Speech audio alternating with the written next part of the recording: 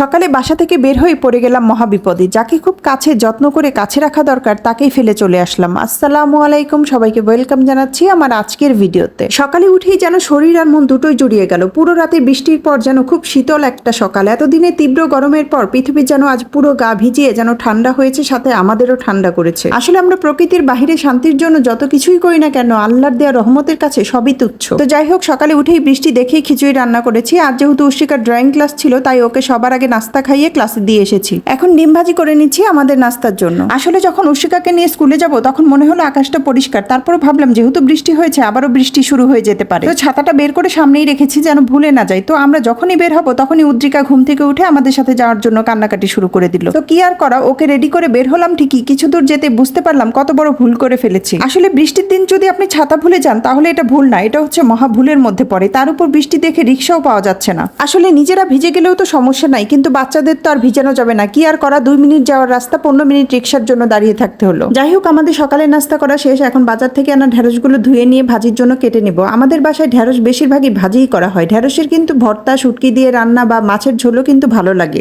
আমাদের বাসায় আবার ভাজি ছাড়া অন্য কিছু করলে আর খেতে চায় না, তাই সবসময় ভাজিই করা হয়। ছোটবেলায় আমার মনে আছে সবজির মধ্যে আমি শুধু আলুই খেতাম, আলু ছাড়া আর অন্য কোনো সবজি খেতে চাইতাম না। এখন তো আমার মনে হয় কচু হোক বা মূলা হোক সব সবজি আমার ভালো লাগে। তবে হ্যাঁ, সবজি খাওয়ার আসল মজাই হলো শীতকালীন সবজি। আমার শীতকালটা আসলে ভালোই লাগে মূলত বাজারে হরেক পদের শীতকালীন সবজির কারণে। তো যাই হোক, আমার ঢেঁড়স ভাজিটা কিন্তু এরই মধ্যে হয়ে গেছে। এখন বাটিতে নামিয়ে ফেলবো। এখন মুরগির মাংসটা রান্না করে নিব। তো মুরগির মাংসটা রান্না করতে গিয়ে দেখি কাটা বা বাটা কোনো আদাই বাসায় নাই। তো বাজার থেকে আদা আনার পর আদা ব্লেন্ড করে নিয়ে এলাম মুরগির মাংসটা রান্না করতে। একবার ভেবেছিলাম বাচ্চাদের কোরমার মতো করে রান্না করে দেই, পরে আবার ভাবলাম থাক হালকা ঝাল দিয়ে মুরগির মাংসটা রান্না করি। আসলে আমার মাথায় একটাই টেনশন কাজ করছে, যত শর্টকাট রান্না করে উশিকাকে নিয়ে পড়াতে বসতে হবে। উশিকার একটা সমস্যা হচ্ছে আমি সামনে বসে না থাকলে ও একটা অক্ষরও লিখবে না। যদিও সিলেবাসের প্রশ্নগুলো আমি লিখে রেখেছি, এখন উত্তরগুলো লেখানোর জন্য ওর সামনে আমার বসে থাকতে হবে। তো যাই হোক, এরই মধ্যে আমার মুরগির মাংসের মশলাটা কষিয়ে নিয়েছি। এখন এতে মুরগির মাংসগুলো দিয়ে দিব। আসলে গত কয়েকটা দিন এত গরম ছিল যে রান্নাঘরে রান্না করেছি আর ঘেমেছি, সেই তুলনায় আজ বেশ আরামই লাগছে। ছোটবেলায় আমার মনে আছে বৃষ্টির সাথে আমার অন্যরকমই একটা সম্পর্ক ছিল। সকালে উঠেই মনে মনে আল্লাহকে ডাকতাম যেন আল্লাহ আজ বৃষ্টি হয়, কারণ বৃষ্টি হলে স্কুলে যাওয়া লাগতো না।